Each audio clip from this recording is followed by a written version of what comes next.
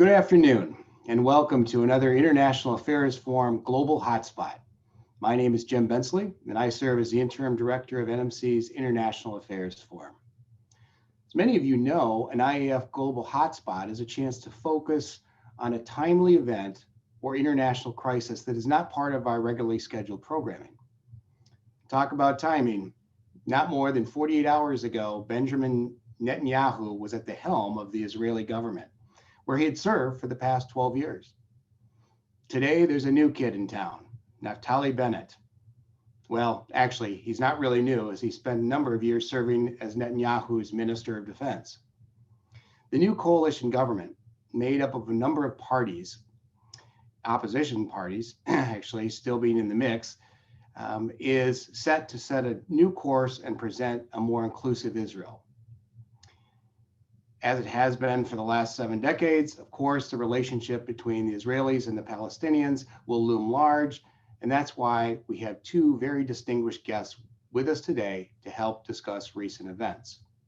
The U.S. role in Israel under the Biden administration, and where the leadership of the new Israeli government will take the peace process and ultimately the citizens of that region. As mentioned in our lead up to today's event, we're anxious to address your questions, so feel free to post them in the chat. With our limited time, we probably won't be able to get to all of them, but we'll give it our best shot. So with me today is an experienced senior U.S. diplomat and former IAF Board co-chair, Mr. Jack Segal. Jack has been a lecturer at the National Defense University, as well as various colleges, universities, and trade organizations. He was also an advisor to NATO generals and NATO civilian policymakers during the Afghanistan conflict.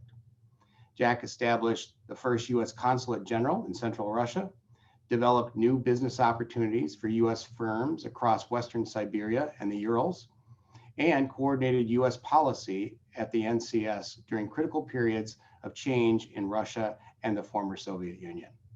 He also developed and implemented U.S. export controls and proliferation policy at the NSC, and was key advisor on political and military issues in Israel and the Palestinian territories during the Gulf War and the First Intifada.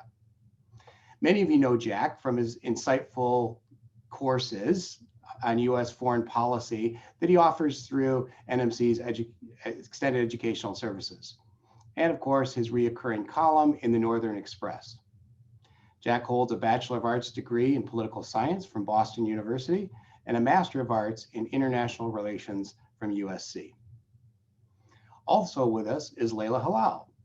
She's the current past director of NMC's International Affairs Forum. Prior to that, Leila served as a senior fellow for the International Security Program and as the former director of the Middle East Task Force at New America.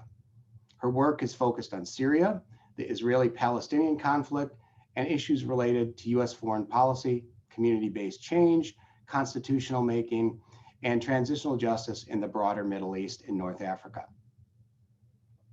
She also served as senior policy advisor to the Commissioner General of the Palestinian Refugee Agency and as a legal advisor to Palestinian negotiations from 2002 through 2008. She has led numerous research missions on human rights and post-conflict scenario building and transitional justice in the Middle East. Leila received her Juris Doctorate from the State University of New York at Buffalo Law School and her LLM from Harvard Law School. Welcome to the table, Leila and Jack. As I have alluded to in the introductions, both of you served on the ground in the Middle East. But let me ask you to explain to the audience in a little bit more detail just how you were and perhaps continue to be involved in that area of the world. Following that, I'll pose a few questions concerning the current situation in Israel, U.S. involvement, and perhaps the dwindling possibilities for peace between the Israelis and Palestinians and their Arab neighbors. During the conversation, the audience can, of course, add questions to the chat, which you can choose to answer or which I will direct to you. So Jack, let's begin with you. Please explain your history in that region. My history with serving in Israel includes my assignment as the political military counselor at the U.S. Embassy in Tel Aviv. And in that position, I was responsible for the military relationship between the US and Israel. But I would say responsible in the way that any bureaucracy allows such things, so that there were lots of chefs in the kitchen. In Washington, in Tel Aviv, where the Ministry of Defense is located, and in the Jewish community of the United States, which played a significant role in, and still plays that role in influencing US policy towards Israel. When I arrived, the first intifada was underway. It had been going on for a few months, and it was, I would say, rocks and slingshots against tear gas and rubber bullets. One of my duties was to go to Gaza every month and meet with the political leaders in Gaza. And now, why only Gaza and not the West Bank? Well, the reason is that the West Bank was administered from a diplomatic standpoint by the U.S. Consulate General in Jerusalem. Phil Wilcox was the Consul General at the time. And so he, unlike every other Consul General, reported directly to Washington. He coordinated with the ambassador in Tel Aviv, but he was an independent player, the idea being that we would have a relationship with the Palestinians in the West Bank. Gaza was a separate case, and so the embassy handled Gaza, and my job was to go down there and see what the Israeli troops were doing and to meet with the Gazans, and I learned a lot in that process. That was my initial exposure. We stayed in Israel. Karen joined me after a year. We got married and she joined me, but did not work at the embassy. She worked at the Tel Aviv University Jaffe Center for Strategic Studies and wrote a book there. During that period of 3-year assignment, in the third year, the Gulf War began, or was about to begin, and we prepared the embassy for what we would have to do with the American citizens who could request evacuation. We had to deal with protecting the embassy families who were there. And we also had to negotiate with the defense ministry and the prime minister on basically keeping Israel out of the coalition and keeping Israel out of the war, even though both the US and Israel knew that there would be Scud missile attacks. And Karen and I were in Tel Aviv for 31 Scud missile attacks. So we have some firsthand experience on that. Yeah, right there where the action was. Huh? Yeah. So Leila, how about you? So I really don't have much more to add from what you introduced. I served as a legal advisor in a technical assistance project that was funded by European countries to support, help advise Palestinian negotiators on permanent status negotiations. And I was based in the West Bank for the duration of that assignment, which was several years in running. And I was in charge of the refugee portfolio, which is a particularly complex one for anyone who is following this conflict. And then I also served in the executive office of the UN Agency for Palestinian Refugees, and that took me around the region to UNRWA's different areas of operations. And then I continued to work on Israel-Palestine as a senior advisor to the Carter Center's peace programs. So you have quite an extensive understanding of the situation, again, on the ground through your work in the peace process. Jack, let me go back to you, and we'll begin the questioning with this. And I know Jack he brought some maps to the table today, and this is great. I always enjoy when we have that because it gives us some context of what we're looking at, what we're trying to do in a very small area of the world and a very volatile area of the world. So Jack, a lot has happened in the past 30 days. Rockets, death, a ceasefire, and now a new coalition government, albeit with many seasoned political players. Let's talk about the new government that area of the world and the possibility of it as a trigger for renewed fighting or ceasefire sustainability? Yes, it's been a very complicated time in Israel and in the occupied territories. I want to start maybe with a psychological answer to your question, though, that the war that just took place, the brief war as it was, is seen in two very different ways. And being a Jew myself, there is a special position that Israel holds for all Jews due to the history of the Holocaust. And it is quite legitimate to say, why are Palestinians being disadvantaged because of something that the Nazis did? But that's the reality since 1948. The situation we have today, as I saw the war unfold, was you have an asymmetric relationship. On the one hand, you can look at it and say there is a very powerful military force attacking a weak one, and 10 times as many casualties on the side of the weak player, the Palestinians. If you're an Israeli or if you're a pro-Israeli outsider, you could say it's a sovereign state defending itself against terrorists who are targeting civilians. There are, in other words, two separate worlds that have been created in the minds of the people. I noticed one of the questioners says that Israel has a history of fiercely resisting every peaceful political challenge from the Palestinians. I think that's a subject for a very long discussion, and it goes back to the beginning of the creation of the State of Israel. So the Israelis have had Netanyahu government, which has moved from the right. When I was serving in Israel, I knew Netanyahu as the deputy foreign minister. In fact, he spoke English and the foreign minister did not. So he was the one who met all the visitors, and most of the visitors were Americans, American members of Congress. And so he and I spent a lot of time together in helicopters and in meeting rooms. He has moved progressively to the right, but when he was first elected prime minister, he was a virulent anti-peace process spokesman. He even he allowed the crowd to shout, death to Rabin. Rabin was trying to create a peace agreement with the Palestinians at the time. Rabin was no angel from a standpoint of Palestinians, but, and I have to add that one of the elements of this was his English was not as good as he thought it was.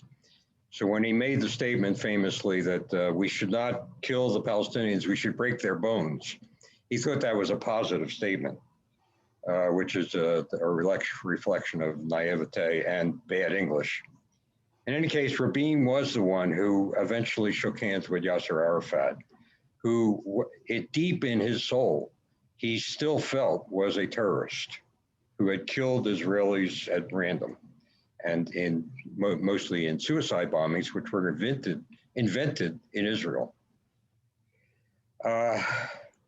So the new government that's come in is the broadest spectrum you could imagine of right, left, center, and they have gathered in enough of the right wing, and the leader of it, Naftali Bennett, is clearly a right winger. Ayelet Shaked is number two. She is an extreme right winger also.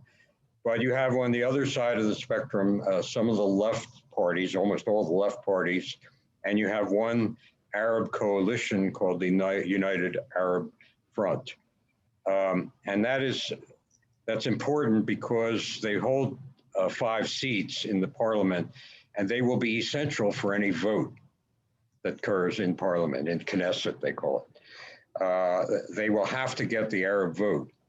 They've already made some promises to the Arab coalition to legalize 3 Bedouin settlements in the Negev desert in the south, where they are currently located.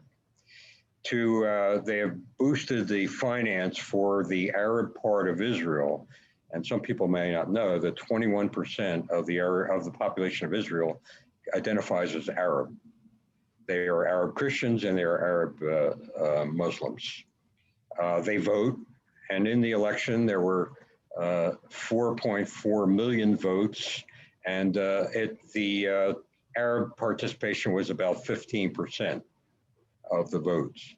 So the Arab population is involved, and I would point out that it's the only place that I'm aware of where Arabs can vote for their government, where there is a democratic system.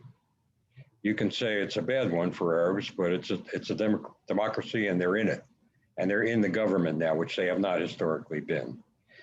The Bennett, the constraints, I would say, on the extremes of this very strange coalition are that they disagree on some very basic things, like whether there should be a Palestinian state, a two-state solution, or whether there should be a one-state solution dominated by Israel. To the most extreme right-wing party, which views whose view is that Arabs should be expelled from the West Bank. Bennett was in a position something like that early on, the new prime minister, but now he is backed away from that position. And the tricky part for this coalition is, and then I'll finish, that they don't agree on most everything, but the one thing that they have in common is that they're all out of a job and they're all out of the government if they don't vote together as a bloc. So what they plan to do is introduce economic changes, taxation changes. They will avoid hot button issues like the peace process. They will avoid issues like whether religious boys should serve in the army. These are all issues, and there are many of them, that have been put aside by Netanyahu, and this new government will not attack those probably for a year or two. Thank you, Jack. Let me ask Leila to sort of comment on this. Specifically, Jack mentioned they're going to try and avoid the peace process. What do the Palestinians think? I mean, obviously this has just happened within the last 48 hours, but obviously it's been in process here, this coalition government. Is there any hope by the Palestinians for some progress here, or do they just feel it's more of the same? Thanks, Jim. And thanks to International Affairs Forum for hosting me. I forgot to say that previously. But I'm not Palestinian, and I am not able to speak on behalf of what Palestinians are feeling right now. And as an American, I'd like to perhaps sort of redirect the discussion a bit.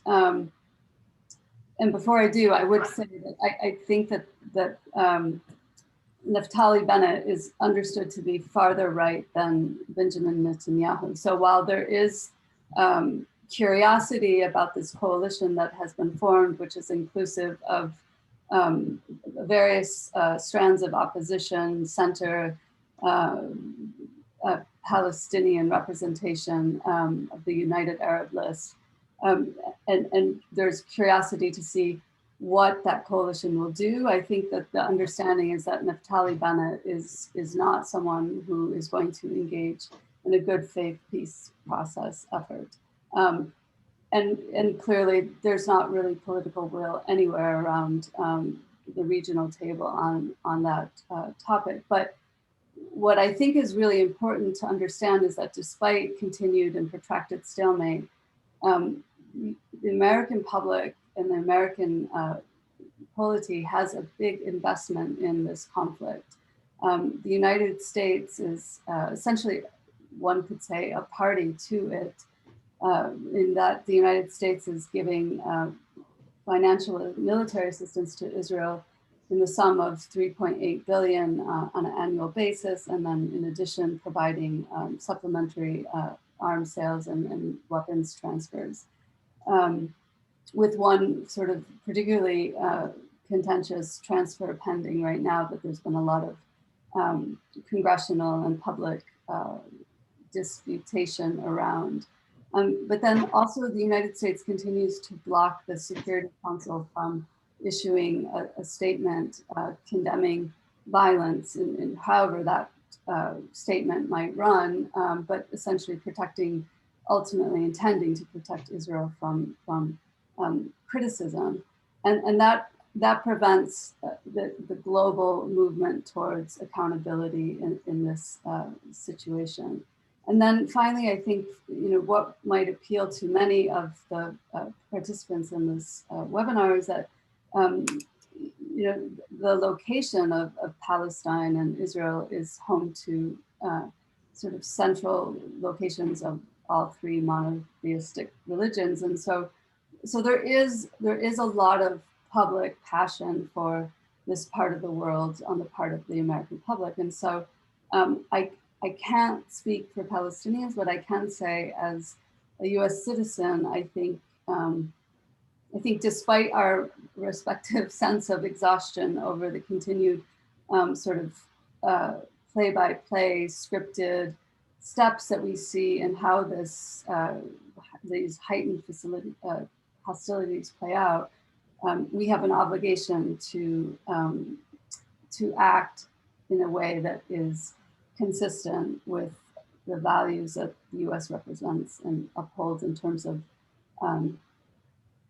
human rights and democratic principles. And I think that Jack did, say that this is an asymmetrical conflict. And so we really need to focus, I would say, on Israeli accountability and think about what the long-term prospects for peace might be, but in the more immediate term, deal with questions like the continuing blockade on the Gaza Strip, the threat of forced displacement of Palestinians in East Jerusalem and other parts of the areas where they live in Israel and Palestine. So there's some immediate concerns that can be addressed, even if there's not a long-term prospect for the peace process to be addressed in any meaningful way at the present time. And Americans have a stake in this process. So let's stay with that a little bit. Leila, I want to stay with you and talk a little bit. You mentioned the Gaza Strip, and for those of you that may not realize this, the Gaza Strip is actually less or pretty close to the area of the Leila Peninsula. So it's not very big at all. Yet there is a blockade on that. Leila, what are some of the humanitarian efforts that have been sort of have helped the Palestinians out in the past few years? And do you see more countries being involved with that as this crisis goes on, or are we at a stalemate with that? What's your thought? Right. So the Gaza Strip is this extremely small area of territory, and it's occupied primarily by Palestinians that fled their homes in 1948 in what is now the state of Israel. And they've not been able to return to their homes, and they've been kept in sort of this corralled condition with an increasingly tight blockade that Israel's maintained over the borders around the majority of the perimeter of the Gaza Strip. Egypt in the south is also participating in this blockade. But and on top of this situation, you have this bombardment, and this latest military assault targeted Palestinian infrastructure, social and economic infrastructure. And the Palestinian public is unable to export its goods, so it's not able to generate its own economic market, essentially, and income, because it's unable to send out its vegetables and other produce.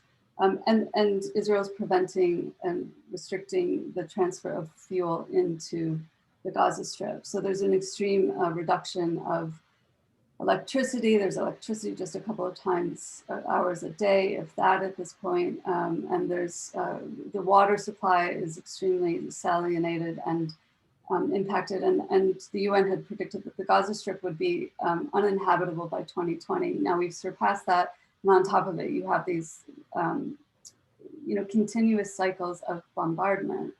And the majority of assistance will typically be directed to UN agencies and INGOs, the international non-governmental organizations.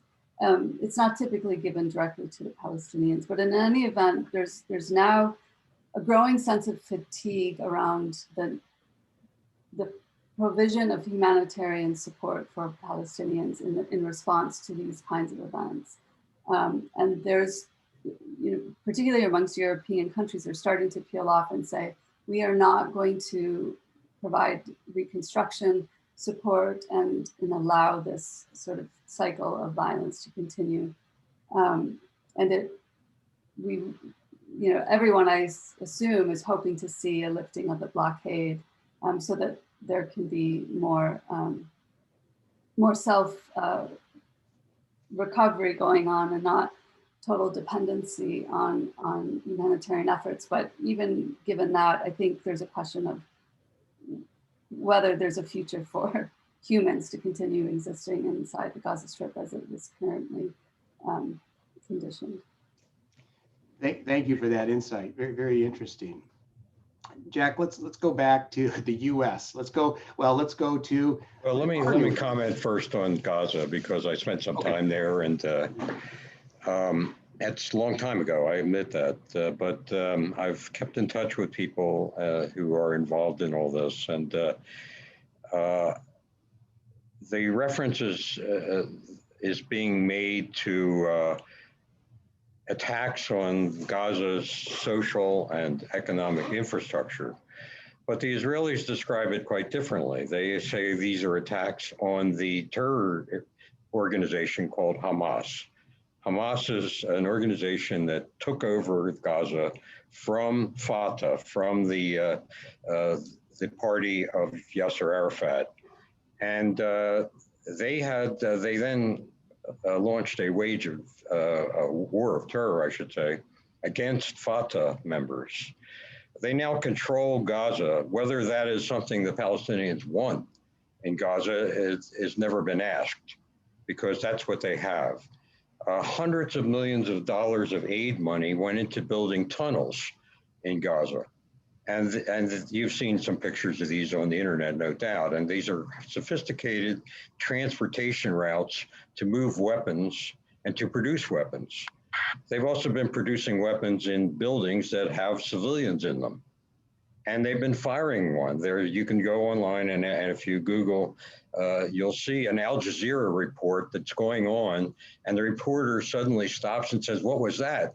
And the cameraman says they just fired a rocket from downstairs.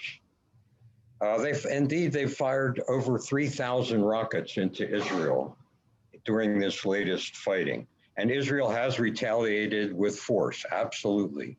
And they have destroyed buildings where they have identified Hamas leaders or Hamas production facilities or firing points.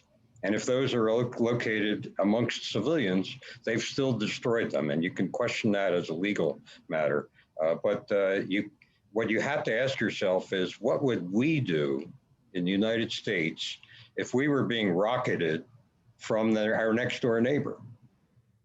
The answer that, well, not many Israelis were killed. Yeah, that's true. 80% of the rockets were shot down by the Iron Dome system, which was co-developed by Israel and the United States. It is an effective short-range system designed to knock down rockets that are fired from Gaza, specifically. But for the Israelis who look forward, and we've kind of put aside the question of Palestinian rights and a solution to the problem, they ask themselves, if Hamas were to win an election in the West Bank, does that mean we would be getting rockets from the West Bank too? And they have to answer, yes, it looks like it would mean that. And therefore, we don't want it. That's what the Israeli simple answer is. We don't want to be attacked from the West Bank, just as we have just been attacked from Gaza. Now, you can say Israel's response was not proportionate. I personally think they did the best they can, and they are providing evidence on the internet of the buildings that they hit to show what was there before they hit it. There were too many casualties. And the answer that was being put out at the time was that there were no shelters in Gaza. Well, what about those tunnels that were built? Why weren't they building shelters instead of tunnels from which to wage war against Israel? Now, I'll come back to your question now, but I've forgotten what it is, Jim. I was good. Actually, I was going for the U.S. or the Biden administration, right? Obviously, they've recognized the new coalition government with Bennett at the head. Where do you see the U.S. involvement in the next 2 years, let's say, in that area? Well, we don't really know what the Biden administration will do, and I don't think the Biden administration does either. They have to establish a relationship with this new government, and that's going to take some time. We can pick up where Trump left off, which was the so-called deal of the century. And maybe for some of the viewers, it would be useful to look at a couple maps. So I'll ask Alex to pop up the first map. Israel has not, there we go. These are the current zones in Israel. Current in that these are the official Israeli presentations of what the situation is in the West Bank and Gaza. So Area A is under full civilian and security control by the Palestinian Authority. That is not Hamas. Hamas is in charge of Gaza, but not recognized as such by the United States. And the US and 30 countries view Hamas as a terrorist organization. Area B is joint control, and Area C is full Israeli control. And if anyone who's been to Jerusalem and then gone to the Dead Sea knows that the area from Jerusalem at an altitude of 6,000 feet to the Dead Sea at an altitude of minus 300 feet is a slope, a very steep mountain slope. And the Israelis have no intention of giving that back to the Palestinians ever. The one exception there at the right side next to the Jordan River is Jericho, and Jericho will remain an Arab-controlled city. But this is the setup that they have envisioned. Under Naftali Bennett's government, maybe 2 years from now, they will annex Area C. And that will, the argument that they make is there are 475,000 Jews in that area and 90,000 Arabs. And so they are justified in turning that into part of Israel. If you take down that map, and this is the Trump plan for the Trump so-called vision for peace. And here you see in the numbers on the right map, you see the numbers are the major settlements that have been built already on the West Bank. And the Trump plan was to retain these to allow these settlements to remain and to be under Israeli jurisdiction, which is where they are now. They are presently in Area C. And the road system has been developed to keep the Palestinians and settlers separated as much as possible. And that has been more successful in recent years than it was before. But the Trump plan also envisioned a tunnel, which I thought was a bit crazy, between the West Bank and Gaza and a couple other spots. This is what is on the table. Now, what's very important for the Biden administration is that Trump also developed something else, which was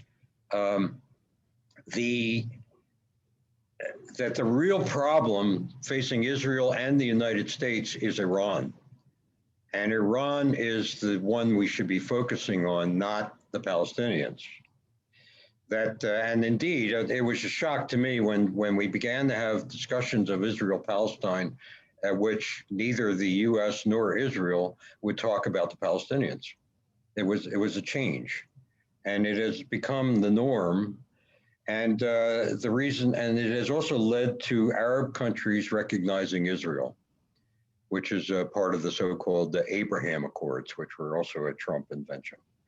So that's where we currently are. I don't know where Biden will go from here, if he will try to negotiate a peace settlement with Mahmoud Abbas at the Palestinian Authority. He's 82 years old. He hasn't had an election in 8 years. and he can't talk to Hamas. So who does a U.S. negotiate with? Right. That is a big problem in that part. We're getting a lot of questions from the audience. This is great. And so, Leila, I'm going to ask you. Marsha Curran has posted a number of questions up there. Perhaps you've read some of what she's posted. One thing she asks, what should U.S. policy now be in working out a fair and acceptable peace arrangement between Israel and the Palestinians? No one has a crystal ball in this, but where do you want to address that question or one of her other points that she made? So I guess what I would urge people to do is to not, we are in a new era around this, this Israel-Palestine situation, where a lot of the assumptions of the past are no longer relevant, and where a lot of the voices of the past who were leaders in terms of interpreting what needed to happen politically, policy-wise, are sort of behind the curve. There have been a lot of momentous events in the past 6 months that are changing the discourse and the paradigm significantly. Those trends include the publication of a Human Rights Watch report. Human Rights Watch has been very mainstream on the issue of Israel and Palestine, but they've issued a report which said that Israel has crossed the threshold of committing crimes of apartheid in all of Israel and Palestine, of historic Palestine. So with respect to Palestinians that are living within the 1948 borders, and with respect to Palestinians in the West Bank, Gaza, and inclusive of Palestinians that are unable to return home. That report has created a lot of chatter, if you will, about how we understand this conflict. Previously, there was a desire to see two states drawn along the lines of Jack's map of Gaza Strip and the West Bank as two separate entities from the state of Israel. That is no longer possible because of the extent of the settlement activity, but also increasingly because the expectations of Palestinians and Israelis is that we cannot separate from each other. So what is the alternative? If the alternative is apartheid, that's not going to be acceptable. So where does this leave us? Honestly, at this point in time, I would not suggest that we rush towards trying to formalize any sort of peace because the conditions are not right for a fair, just, and sustainable peace. We have a lot of popular mobilization going on right now. We have had a statement issued by 100 international organizations and domestic organizations, 100 US-based organizations, calling on the Biden administration to stop the transfer of $735 million worth of weaponry to Israel. And that is an important statement because it includes movements like the Sunrise Movement, Move On, a lot of these progressive forces that are rising in the Democratic Party. And so what you're going to see is more and more pressure on leadership in the United States, including on Biden, to come forward with a human rights answer consistent with Biden's own policy prescriptions for foreign policy writ large, so that US foreign policy needs to be grounded in human rights. So you have all of these changes afoot. You have journalists, 514 journalists from mainstream outlets inclusive have called for a re-narration of this conflict. You have 200 Biden campaigners, staffers, and current staff in the administration saying we need to revisit this issue. So there's a sea change afoot. Just one more thing that I have to put out there. The American public does not want to deal with these fine details of conflicts like this anymore. We are facing a very substantial global existential crises, and people want to see national security defined according to domestic priorities. Climate change, social equity, ending endless wars. And what that means is we're going to see increasing pressure on Israel to be to stop its human rights abuses and comply with international norms. Palestinians often also have to take care of their house and their domestic platform. So we need to let these changes unfold while we are supporting things like lifting the blockade on Gaza and stopping of provocative acts. Thank you again for that insight, Leila. It's very interesting, and again, a thorn in the side of all of this is the settlements that are happening in the West Bank, and there's reasons on each side for why they want the settlements or don't want the settlements, and Jack alluded to some of those. Jack, I'm going to ask you, you've seen the chat here, and a new IAF member, Paul McCarthy, is with us and has added some comments. Are there any of those that you'd like to further comment on? Yeah, his third point is, I don't remember any Palestinian representative agreeing to anything less than the 1967 borders recognized under international law. That's an interesting comment. At the agreement that was reached between Israel and the PLO, which was the famous signing ceremony where Yasser Arafat appeared to sign an agreement that would, one, transfer Gaza to the PLO, remove all Israeli settlers. There were 9,000 settlers who were forcibly removed. But then at the actual signing ceremony, where the presidents of 21 countries were present, they handed Arafat the agreement and he signed it. And then they handed him the map of Israel and the West Bank, and he refused to sign it. And there was a delay, a very emotional scene went on. Mubarak pulled Arafat away. The U.S. was yelling at him.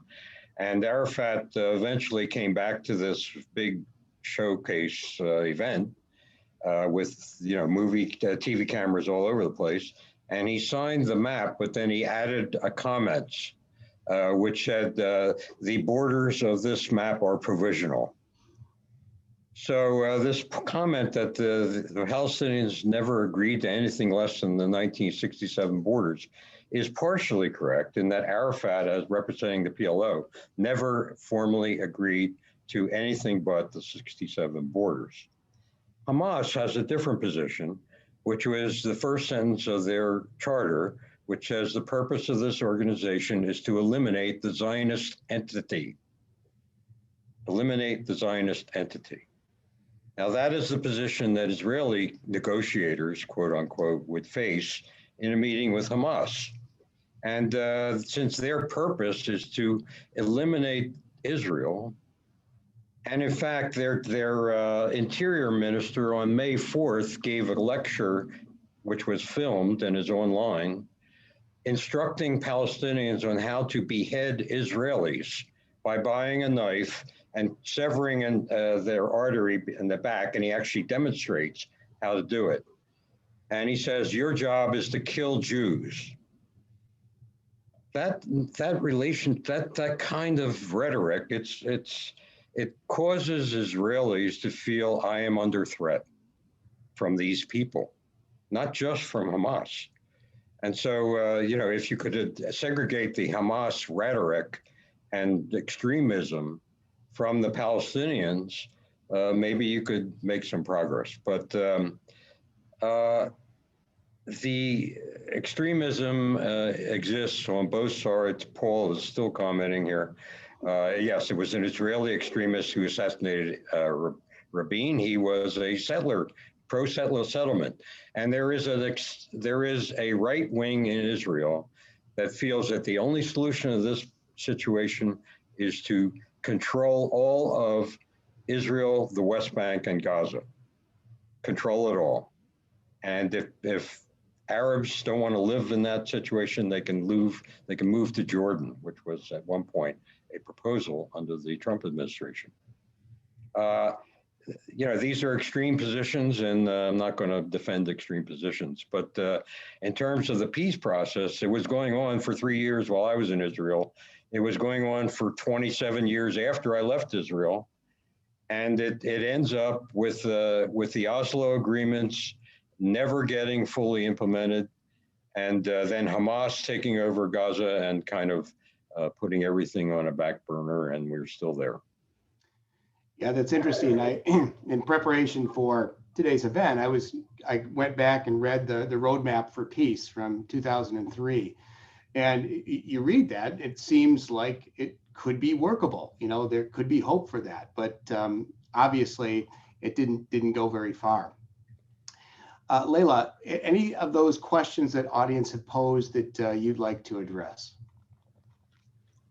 Honestly, I haven't been able to keep track of the chat box. Well, let me ask you. I guess I'd like to say that I think it disempowers listeners for them to have the sense that that this is an overly polemical situation, and it's really not. You know, I think we can step back and look at principle and law, and begin to sort of parse out what makes sense in terms of what is resonant to us as people of conscience, as people who want to see progress in the world and see peace. Extremism is there. It's a complexity in the conflict and in the situation, but ultimately, we're really at a precipice when you have a real need to force a truth telling on this conflict. And I think, you know, Jack and I are not going to be the leaders in this movement. I think the new generation is rising up. We're seeing that generation become vocal and active in Congress. Alexandra Ocasio-Cortez has been moving the needle in Congress on holding Israel accountable and exposing the asymmetry in this conflict, and that's important. Black Lives Matter movement has made a very clear alignment with those who are against anti-Palestinian racism. All of these statements that I mentioned are just proof that ultimately we need to look at this conflict in the context of international law, international principles, and what is just and right. And then also we have to understand that US policy cannot continue to be so embedded in the provision of such significant military assistance that creates a completely asymmetrical situation and allows a conflict to continue to protract. As the US ends its engagement in Afghanistan, the question is, we see a value in ending these endless wars. As part of that effort, we also need to reconsider the amount of military assistance that we're giving to Israel. And we have to stop blocking the ability of the UN and other international cooperative mechanisms to really take ownership of this conflict and allow for investigations to take place of extremism amongst Palestinians and Israelis in terms of promoting a fair discourse and a fair playing field. And I think that does not need to be polemical. It doesn't need to hurt anyone's identity. It doesn't need to suppress our ability to understand the world. It enhances our engagement. Thank you, Leila. Well said. And I want to just pull out a point you mentioned about the voices of today and tomorrow. And those voices are the younger generation. And for those of you tuning in on Thursday, we're going to have a representative that will lend his voice to the conversation with Bill Clifford, which will be a very interesting one. Let me go back to Jack on this next question. One of the viewers, her name is Karen, I think you're very familiar with her, asked a question which I thought was very interesting. It's a shock to all when Hamas won the 2006 elections by refusing to talk and deal with Hamas following the elections. Has the US pushed them further into radicalization and into the arms of the Iranians? And let me add a little bit to that question. Obviously Israel has neighbors. There's Jordan, there's Lebanon, there's Egypt, there's other countries there. Jack, as a foreign diplomat, how do you see this area? How do you see Iran playing into this, and also the other neighbors in the Middle East? Yeah, let me start with Karen's point. She says that Hamas won the 2006 elections. I would differ with that interpretation of what happened in 2006. Yes, there was an election, but it was won through intimidation and force against Fatah, against the opponent. And there was a lot of killing that went on and a lot of street fighting that went on during that election. But anyway, let's say they won, quote, an election.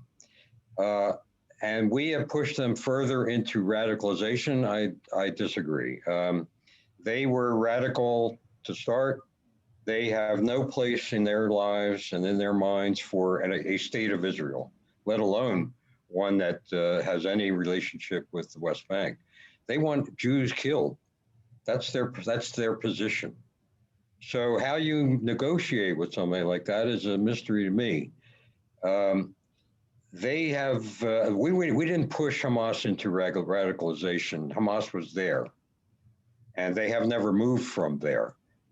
Now, Netanyahu, surprisingly enough, has had secret negotiations with Hamas to tamp down the latest round of fighting each time it's happened. And that happened this time as well. He cannot acknowledge that because he cannot talk to Hamas. The United States will not talk to Hamas and never will, probably. If the Palestinians were ever allowed to have an election in the West Bank, the fear is that the Palestinians would, the young Palestinians that Leila is referring to, would vote for Hamas because Fatah is a dead issue. It's part of ancient history already. Now, I don't agree, though, that the squad in the Democrat Party is reflective of where U.S. policy is going in the Middle East. The primary concern that has always dominated a U.S. policy towards Israel is the continued existence of the state of Israel. We can't escape from that. That was the beginning point. And many countries recognize, most countries except Arab countries, recognize the state of Israel as a legitimate state. A member of the current new government argues very strongly that this history cannot be forgotten. It cannot be put aside because the people who live in Israel today are 79% of them, and they fear anti-Semitism. And they, frankly, the reaction in Israel was to the Human Rights Report, which used the words apartheid, to accuse Israel of crimes of apartheid is a use of inflammatory rhetoric that doesn't take you anywhere, in my opinion. Doesn't move the ball at all, because Israel does not see it that way. Israel sees what's going on in its face, in its everyday lives, that they are under attack, and they are not planning to allow the attacker to destroy them, which is what the Nazis tried to do. They're not going to let it happen again. So you have to shift. The United States has pushed various peace proposals, yes, and some of them got pretty far along, like particularly Oslo and Oslo II. But they never came to fruition because ultimately neither the Palestinians nor the Israelis can sign on. And why is that? When Arafat refused to sign the map for Oslo II, what he was really doing was saying, if I sign this map, it's my death warrant. Because if I acknowledge that Israel will be here forever and will have part of even the West Bank, then I'm dead. I will be killed. And indeed, like Rabin, who agreed to a peace settlement with the Palestinians, was killed by an extremist on his side. The two sides are trapped into extreme positions. And the United States just doesn't have the leverage to cause that to change. What I said earlier, though, still applies, that where people say, what does that have to do with the United States? The United States cannot tolerate Iran becoming a nuclear weapon state. And we will have to act. The Israelis have said they will act if they're on the verge of doing so. Israel has done a lot of things to slow down the Iranians. But this new agreement that is going to be cooked up by President Biden, if he gets it, will not satisfy Israel and will not satisfy Saudi Arabia, Bahrain, Abu Dhabi, and all the other countries that have now aligned themselves with Israel. So we have a bigger picture on the map there that we have to look at. Can I just jump in here? Yeah.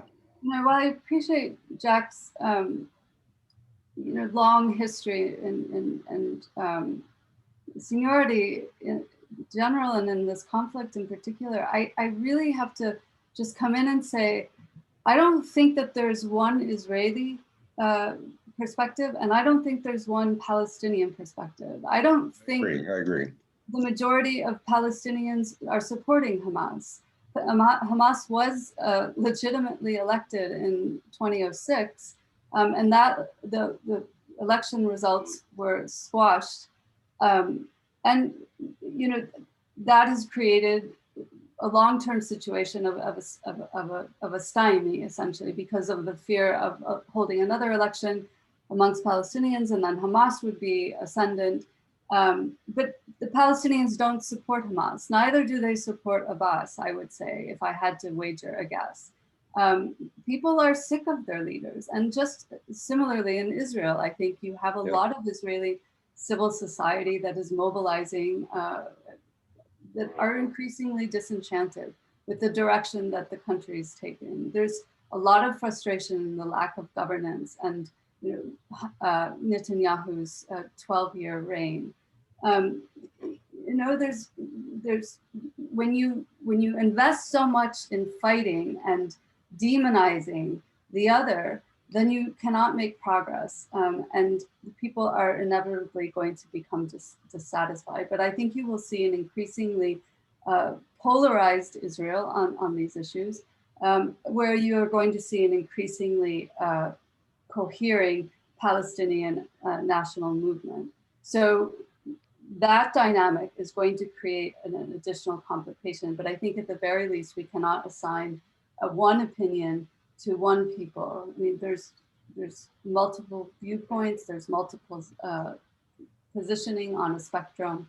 If you look at the US, we have the Christian evangelicals that are very pro-Zionist and anti-Palestinian, but then you also do have this emergent voice within the Democratic Party and then more broadly amongst young actors. So I think we have to pay attention to who is saying what, and not assign one opinion or one position to all people. Thank you, Leila. And thank you, Jack. Unfortunately, our time is up.